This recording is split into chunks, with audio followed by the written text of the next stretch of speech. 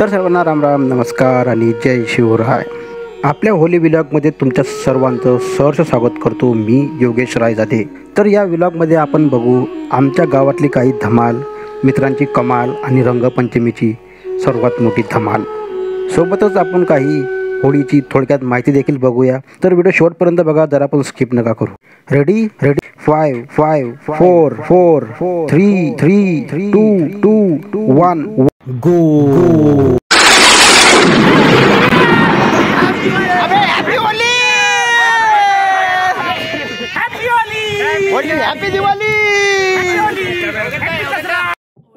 हिंदू संस्कृतीत सणांची काही कमतरता नाही. आपले विविध सण जितके आनंदी उत्साही तितकेच अर्थपूर्णही. असाच वाईट गोष्टींची आहुती देण्याचा आणि रंगांचा सण तो म्हणजे होळी. शेवटचा मराठी महिना फाल्गुन आणि या महिन्यातील पौर्णिमेला येणारा सण म्हणजे होळी. तर या सणाचा इतिहास आपण पाहूया.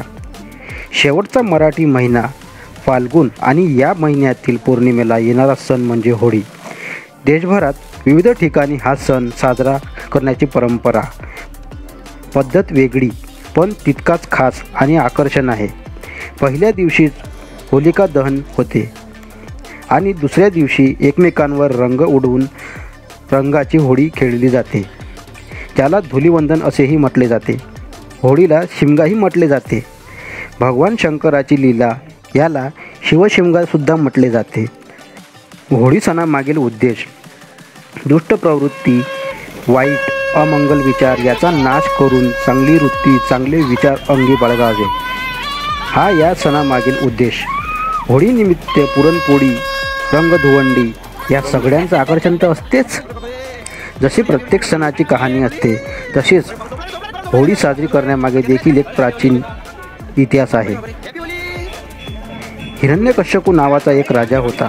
तो स्वतःला खूप बलवान समजायचा. स्वतःच्या अहंकारामुळे तो देवांची घृणा करायचा. तसेच त्याला देवांचा देव भगवान विष्णूचे नाव ऐकले. कसं वाटून राहिलो? चांगलं वाटून राहिलं. एकच नंबर. कोण कोण रंगवलं तुम्हाला? सर्वांना माझ्या असा एकही नाही आहे ज्यानं रंगवलं नाही. कुठं कलर कुठं लावला? अरे बस आता नाही लावला.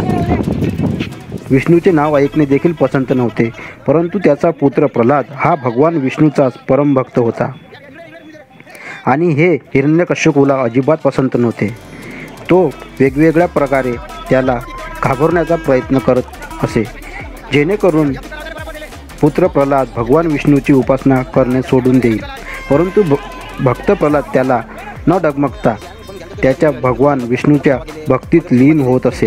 ह्या सगळ्याला कंटाळून राजाने एक योजना बनवली आणि त्यानुसार आपली बहीण होलिका तिला वरदान मिळाले होते की ती आगीवर विजय प्राप्त करू शकेल, तसेच कोणतीही आग तिला जाळू शकणार नाही. राजाने होलिकेला भक्त प्रल्हादाला घेऊन अग्नीच्या चितेवर बसण्यास सांगितले. प्रल्हाद आपल्या आत्यासोबत आगीच्या चितेवर बसला व भगवान विष्णूच्या नामस्मरणात लीन झाला आणि थोड्याच वेळात होलिका जळायला लागली आणि एक आकाशवाणी झाली आणि त्यानुसार होलिकेला आठवलं की तिला वरदान असे सांगितले होते की यावेळी ती तिच्या वरदानाचा दुरुपयोग करेल तेव्हा ती स्वतः जळून खाक होईल.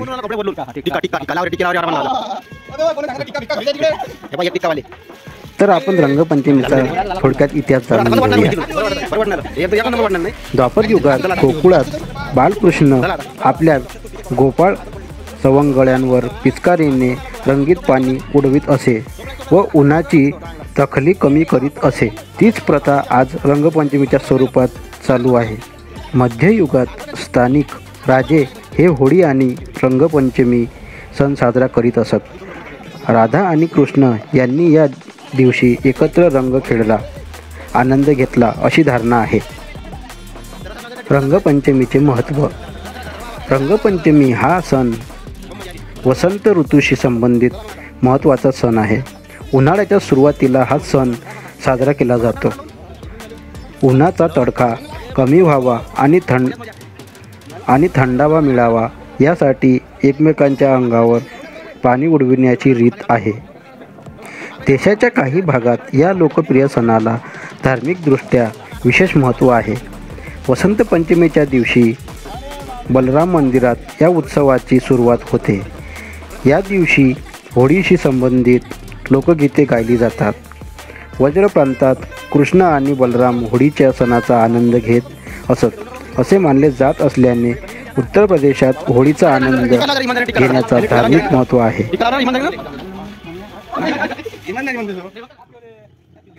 सध्याची स्थिती. रासायनिक रंगाचे दुष्परिणाम पाहता नैसर्गिक रंग वापरून हा दिवस साजरा करण्याचे प्रमाणही अलीकडील काळात वाढलेले दिसून येते.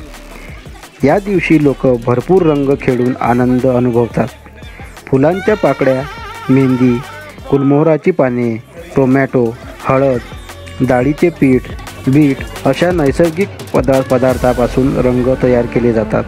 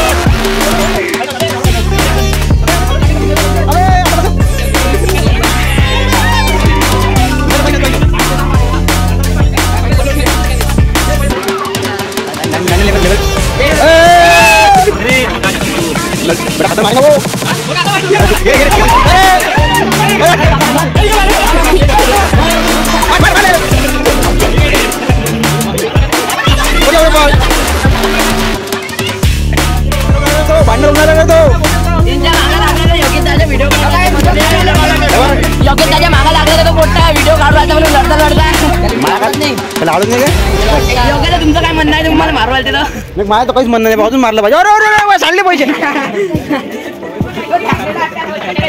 मारले म्हटलं त्याचा व्हिडिओ बनव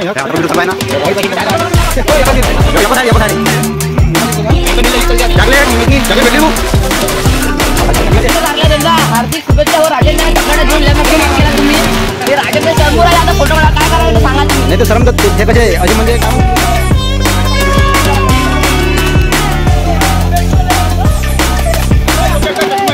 मला काय पाहिजे